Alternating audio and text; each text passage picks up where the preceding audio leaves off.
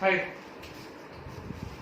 हमारा लेक्चर 3 चल रहा है। लेक्चर 3 में हम हैं LK अय्यर के पास, ठीक है। ये सेकंड एंथ्रोपोलॉजिस्ट है, इनके बारे में हम स्टडी करेंगे। अभी तक मैंने आपको 4 एंथ्रोपोलॉजिस्ट के बारे में बताया है। कंस्ट्रक्टिव फेज में लास्ट में मैंने ब्रीफ में एक्सप्लेन कर दिया था कि कंस्ट्रक्टिव फेज में डिपार्टमेंट ऑफ एंथ्रोपोलॉजी की 4 एंथ्रोपोलॉजिस्ट हैं, LK Iyer, Tarak Chandra Das, professor KP Chattopadhyay, NK Bose. अब इसमें से हम कुछ एंथ्रोपोलॉजिस्ट के बारे में डिटेल में पढ़ते हैं। देखो, LK अय्यर मद्रास रीजन के थे। He was a native of Madras, ठीक है, मद्रास से हैं, ठीक है। और इन्होंने ज्वाइन किया department of anthropology. Department of anthro join किया इन्होंने कलकत्ता यूनिवर्सिटी में। कहां पे? कलकत्ता यूनिवर्सिटी में इन्होंने ज्वाइन किया, ठीक है। और ये कलकत्ता यूनिवर्सिटी में इन्होंने कब ज्वाइन किया? 1920 में, जब ये डिपार्टमेंट कलकत्ता यूनिवर्सिटी में बना। तो LK अय्यर ने जो मद्रास के थे, इन्होंने department of anthropology Calcutta university को ज्वाइन किया जब ये बना था 1920 में, ठीक है। अब इनकी खासियत ये रही है कि चूंकि ये अर्ली फेज के एंथ्रोपोलॉजिस्ट रहे हैं, तो ये अच्छे इथनोग्राफर होंगे। इथनोग्राफर अच्छे थे ये, ठीक है। ही वाज अ ग्रेट इथनोग्राफर, ठीक है। फील्ड व्यू का इस्तेमाल करते थे अपनी टेक्नोलॉजी में, अपनी जो रिसर्च मेथोडोलॉजी है उसमें फील्ड व्यू को बहुत अच्छी तरह से इस्तेमाल करते थे। He was a famous ethnographer and उसके बाद उन्होंने काफी सारी इंपॉर्टेंट पब्लिकेशंस छापी ट्राइब एंड कास्ट के ऊपर। तो इंडिया में ट्राइब्स के बारे में उन्होंने पढ़ा है और कास्ट के बारे में पढ़ा है, ठीक है। ट्राइब्स एंड कास्ट के बारे में मोटी मोटी बात वही है। मद्रास के थे, Calcutta university department of anthropology, ethnographer थे, ट्राइब एंड कास्ट के बारे में पढ़ा है, ठीक है। अब LK अय्यर जो है, इन्होंने अंडरटेक किया है ethnographic studies for the hills of jungle tribals. देखो, सीधी सी बात है, मैंने कल बताया था कि ध्यान से सुनना इसको। ये जो बंदा था ना LK अय्यर, ठीक है, इन्होंने डिपार्टमेंट ऑफ एंथ्रोपोलॉजी ज्वाइन तो किया, ठीक है, वहां पे इन्होंने काम भी किया, पर इन्होंने जो अपना रिसर्च लेबोरेटरी चुनी, जहां पे इन्होंने रिसर्च की, वो उन्होंने अपनी नेटिव की चुनी, जहां पे वो रहते थे। मतलब वो मद्रास रीजन में उन ट्राइबल इलाके में गए जहां पे बड़ी संख्या में ट्राइबल्स रहते थे, ठीक है, उन इलाकों में गए। सॉरी, सपोज करो ये इंडिया का सदर्न इंडिया है, सदर्न इंडिया में ये मद्रास प्रोविंस है, ठीक है, ये मद्रास प्रोविंस है, ठीक है। आज का तमिलनाडु, केरल थोड़ा सा और आंध्र प्रदेश, ये सब इलाका था इसके अंदर। इसमें जो वेस्टर्न रीजन है ना, ये वाला रीजन, ठीक है, मद्रास प्रोविंस का वेस्टर्न रीजन, जहां पे वेस्टर्न घाट है, वहां पे वेस्टर्न घाट्स में काफी सारे ट्राइब्स रहते हैं। क्योंकि ये ज्योग्राफिकली जो रीजन है पहाड़ी इलाका है, तो यहाँ पे जो ट्राइबल्स हैं काफी ज्यादा आइसोलेटेड रहते हैं, तो इनके कल्चर्स भी थोड़े डिफर करते हैं, थोड़े या काफी डिफर करते हैं। तो इन्होंने क्या किया, वहां पे रहने वाली हर एक ट्राइब के बारे में पढ़ा, उनके बारे में इथनोग्राफ बनाए, ठीक है, और उनके बारे में एक किताब लिख डाली, ठीक है। और उस किताब में इन सारे ट्राइबल्स के बारे में था।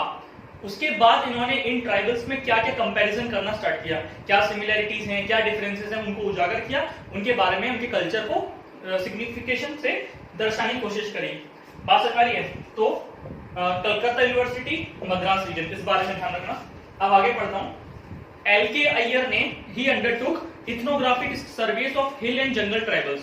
क्योंकि वेस्टर्न घाट पूरा जंगली और हिल इलाका है, तो वहां पे इन्होंने इथनोग्राफिक सर्वे किए। उसके बाद जैसे ये लोग जंगल, अब देखो ध्यान रखना, जो भी ट्राइब हैं हिल्स पे रह रहे हैं तो ट्राइब्स हैं, ठीक है। जो लोग हिल्स पे रह रहे हैं वो प्रॉपरली ट्राइब हैं। जैसे ये लोग नीचे उतरते हैं ना, ठीक है, हिल्स से नीचे उतरते हैं, ट्राइबल्स लोग जब भी हिल्स से नीचे उतरेंगे तो उनका इन्फ्लुएंस नॉन ट्राइबल के साथ ज्यादा पड़ता है, ठीक है, नॉन ट्राइबल्स के साथ ज्यादा पड़ता है। जब तक वो हिल्स पे रह रहे हैं, वो कंप्लीट आइसोलेशन में रह रहे हैं, तो वो अपने कस्टम्स, अपने कल्चर्स को फॉलो करेंगे। जैसे ही ट्राइबल्स नीचे उतरते हैं तो वो एक फिनोमिना में घुसते हैं, वो फिनोमिना का नाम है कास्टाइजेशन ऑफ ट्राइबल्स। मतलब ट्राइब्स जो हैं अब वो कास्ट की तरफ कन्वर्ट करेंगे।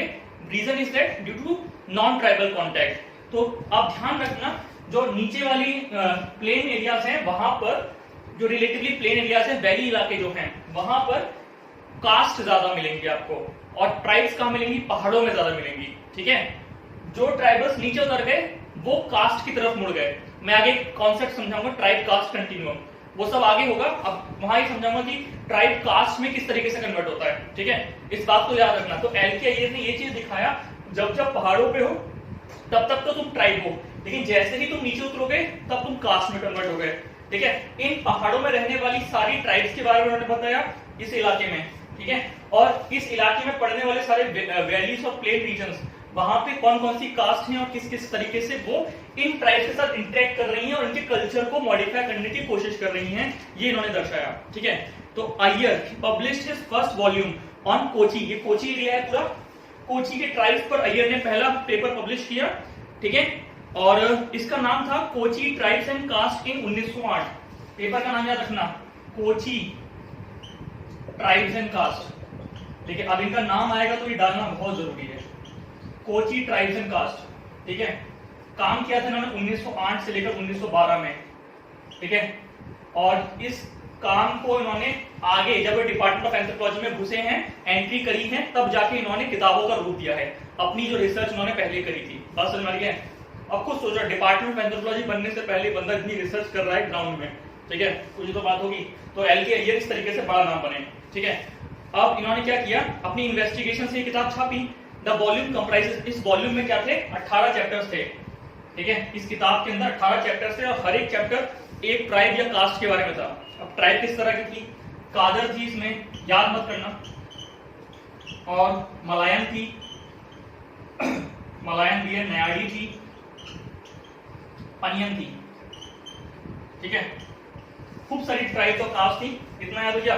तो एल.के. अय्यर के बारे में अगर क्वेश्चन आया तो हम लिख लेंगे। देखो मोटी मोटी चीजें हमें पता होनी चाहिए। एल.के. अय्यर के बारे में आया, इनके कंट्रीब्यूशन के बारे में 10 नंबर का क्वेश्चन आया तो कैसे लिखेंगे। देखो सबसे पहले तो मैं समझा दोगे कि ये कौन से स्कूल से जुड़े हुए हैं, ठीक है। उसके बारे में बताओगे कि कौन से फेज से हैं, कंपैरेटिव फेज से हैं, फॉर्मेटिव फेज से हैं, एनालिटिकल फेज से हैं। उसके बाद ये दिखाओगे कि इन्होंने जो है किस फील्ड में काम किया है, इनकी किताब का नाम क्या है, ठीक है। उस किताब से देखना थोड़ा बहुत क्या क्या किया है। उसके बाद हम कहानी खेलते हैं। कहानी कैसे खेलते हैं कि ही वाज अ रिनोन्ड एंथ्रोपोलॉजिस्ट, उनका वर्क फ्यूचर में डिफरेंट एंथ्रोपोलॉजिस्ट ने यूज किया, जो हालांकि यूज किया होगा, ये डालना पड़ेगा आपको, ठीक है। इनका जो रिसर्च है माइलस्टोन प्रूफ किया, अभी तो हम इनको पढ़ रहे हैं ना, ये सब डालना पड़ेगा, ठीक है। तो कुछ ऐसे कीवर्ड्स हैं जो आप चुन लीजिए, ठीक है, 10-5 लाइनों का समूह, कि आंसर में अगर पेज छोटा पड़ता है या फिर आपको मटेरियल भरना है तो ये चीज भरना है। He was renowned anthropologist और वर्ल्ड रेप्यूट के एंथ्रोपोलॉजिस्ट हैं, इंडियन एंथ्रोपोलॉजी में ग्रेटेस्ट कंट्रीब्यूशन है। इस तरह की चीजें आपको डालनी पड़ेगी आंसर में, तब जाके अच्छा लगेगा, ठीक है। क्योंकि और मोटी मोटी चीजें जो आपको पता है उसको अंडरलाइन करो, दबा के अंडरलाइन करो, बात समझ आ रही है। तो ये खत्म हुआ एल.के. अय्यर के बारे में। अब आगे बढ़ रहे हैं। अब दूसरा नाम जो है वो है तारक चंद दास का। किसका, तारक चंद दास, नाम डालो। अब थोड़ी स्पीड पकड़ेंगे, ठीक है। रीजन इज दैट कि वीडियो को मैं छोटी रखने की कोशिश करूंगा क्योंकि अपलोड में दिक्कत आ रही है। चलो, टी.सी. दास, तारक चंद दास, ये भी department of anthropology Calcutta university. He was a professor in department of anthropology Calcutta university. He was very famous, मैंने इनके बारे में बताया था। देखो ये प्रोफेसर थे तारक चंद दास, तारक मेहता का उल्टा चश्मा से याद करो। बापूजी का बीपी हाई हो जाता था, बीपी, ये इनका कोड है। बी क्या है, बंगाल फमाइन 1943, बंगाल फमाइन 1943 में इनका काम है। याद रखना तारक चंद दास का काम है बंगाल फमाइन 1943। और पी से पुरमपुकी, पुरम ट्राइब के बारे में याद रखो, ये मणिपुर की ट्राइब है, ठीक है। याद करो मैंने समझाया था, इन्होंने एक मोनोग्राफ बनाया था, मतलब इथनोग्राफी करी थी पुरुम ट्राइब की, और इसकी केस स्टडी को इस्तेमाल किया था अमेरिकन एंथ्रोपोलॉजिस्ट ने। तो इनका नाम काफी फेमस हो गया था क्योंकि जहां जहां वो इस्तेमाल करते थे तारक चंद दास का नाम आता था। तो तारक चंद दास ने 2 जगह काम किया है, एक है बंगाल फमाइन 1943 में, एक है पुरुम ट्राइब मणिपुर की। याद रखो, चीजें याद कर लो, कोड बनाओ, याद करो, ठीक है। एल.के. अय्यर है तो मद्रास की है, तो मद्रास के ट्राइब्स हैं। अब तारक चंद दास हैं तो ठीक है, इनका क्या है, बंगाल फमाइन 1943, पुरमपुकी। इनके बारे में आया तो ये दोनों चीजें डालनी ही पड़ेंगी, नहीं डाली तो, क्योंकि इन्हीं चीजों को जो चेकर वो ढूंढेगा, बाकी बकवास हम कर ही लेंगे, इन चीजों को आपको अंडरलाइन करनी पड़ेगी, ये नहीं डाले तो नंबर नहीं मिलेगा, ठीक है। बंगाल फमाइन 1943, पुरम ट्राइब मणिपुर, इसके बारे में ध्यान रखो। तो तारक चंद दास एक प्रोफेसर थे department of anthropology Calcutta university. Das is very famous for his study of Purum monograph, ये करा था उन्होंने 1955 में और ये 1943 में किया था, ठीक है। And Bengal famine of 1943। Tarak Chand Das studied Purum tribe of Manipur on the basis of genealogical method. इन्होंने यहाँ पे एक मेथड यूज किया था, जीनियोलॉजिकल मेथड। जीनियोलॉजिकल मेथड, अब ये क्या है, देखो आपने वो डायग्राम्स देखे होंगे कि इसकी शादी इससे हुई, फिर इसके बाद इसके 2 बेटे हुए, ठीक है, और इसकी 1 बेटी हुई, इस तरीके से आपने देखे होंगे ना, फिर इनकी अपनी शादी हुई, ठीक है। आप अगर किसी भी देखो जीनियोलॉजिकल मेथड ये होता है कि आप जब एक जनरेशन के थ्रू आप किसी डिसेंट को ट्रेस करते हैं कि किसी भी इंसान की जो एंसेस्टर्स हैं वो किस तरीके से मूव कर रहे हैं, अगर ऊपर पढ़ते हैं तो इसी को जीनियोलॉजिकल मेथड बोलते हैं। बात समझ में आई? तो जीनियोलॉजिकल मेथड समझ में आया, ठीक है। जीनियोलॉजिकल मेथड समझ में आया। अब जीनियोलॉजिकल मेथड को अगर मैं डिफाइन करूं तो कैसे डिफाइन करूं, सुनो ध्यान से। Genealogical method is a well-established procedure in ethnography. The method owes its origin from the book of British ethnographer W.H.R. Rivers. जो genealogical method को बनाया है, इसको बनाया है W.H.R. Rivers ने। W.H.R. Rivers ने बनाया है, ठीक है। ये भी एक वर्ल्ड नोन के एंथ्रोपोलॉजिस्ट हैं, वर्ल्ड नोन एंथ्रोपोलॉजिस्ट हैं। इन्होंने इस जीनियोलॉजिकल मेथड को बनाया जिसमें आप किसी भी पर्टिकुलर इंसान के डिसेंट को ट्रेस करते हैं कि उसकी जनरेशंस कहां से इवॉल्व हुई हैं, ठीक है, किसने किससे शादी करी, फिर उसके बाद कौन कहां निकला, फिर कौन कहां निकला, फिर कौन कहां निकला, ठीक है। बच्चा जो है अपने पूर्वजों तक कैसे पहुंच सकता है, और पूर्वजों से अगर मैं ट्रेस करना स्टार्ट हूं तो आगे तक किस तरह से मैं ट्रेस कर सकता हूं, ये सब जीनियोलॉजिकल मेथड में बताया जाता है। इसको बनाया है W.H.R. राइवर्स ने इस मेथड को, ठीक है। और ये इथनोग्राफी में वेल एस्टेब्लिश्ड मेथड है। पुरुम ट्राइब की रिसर्च में इसी मेथड को इस्तेमाल किया था तारक चंद्र दास ने। बात समझ आ रही है? और in 1911 in order to identify all important links of kinship determined by marriage and descent. देखो इसका बस इतना ही मतलब है कि मैरिज और किनशिप में भाई भतीजावाद, मैरिज और किनशिप में सारे लिंक्स को डिफाइन करता है ये मेथड, कि कोई भी किन किसी भी दूसरे किन से किस प्रकार से एसोसिएटेड है, दादा पोता, चाचा भतीजा, ताऊ ताई, ये सब जो रिलेशन है किस तरीके से बनी हुई है, ये जीनियोलॉजिकल मेथड बताता है। तो इसी मेथड का इस्तेमाल किया था इन्होंने पुरुम ट्राइब की केस स्टडी को इलेबोरेट करने के लिए, फिर इसी को आगे उठाया गया था। तो ये मेथड इन्होंने नहीं बनाया था, याद रखना है, ये मेथड बना के गए थे कौन? W.H.R. राइवर्स। इतना समझ में आया? चलो बढ़िया, अब आगे बढ़ते हैं। One issue of journal of American anthropologist, ध्यान रखना अमेरिकन एंथ्रोपोलॉजिस्ट की एक जर्नल जो थी वो फुली डिवोट थी to interpret and re interpret the finding of this study. इस स्टडी को इंटरप्रेट और री इंटरप्रेट करने के लिए अमेरिकन एंथ्रोपोलॉजिस्ट की पूरी जर्नल इस पे आधारित थी। तो लोग पढ़ेंगे तो ये तो देखेंगे कि भाई पुरुम ट्राइब की इथनोग्राफ बनाया किसने? वो बनाया था हमारे तारक चंद्र दास ने। तो पूरे अमेरिका में इनकी बातें होने लगी, ठीक है। अब आगे बढ़ते हैं। It attracted so much attention as it represent a new trend of research conducted on the basis of genealogical method। बात समझ आ गई? तो इनकी रिसर्च ने वर्ल्ड अटेंशन को अट्रैक्ट किया था, ठीक है, क्लियर है। तो इन दोनों एंथ्रोपोलॉजिस्ट के बारे में लिखना है हमें।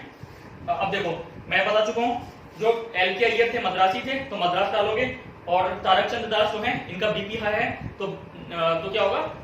बंगाल फॉर्मेट 1943 और पुरुम ट्राइब, ठीक है। इतना क्लियर हो? इसको रट्टा मारो, ओके।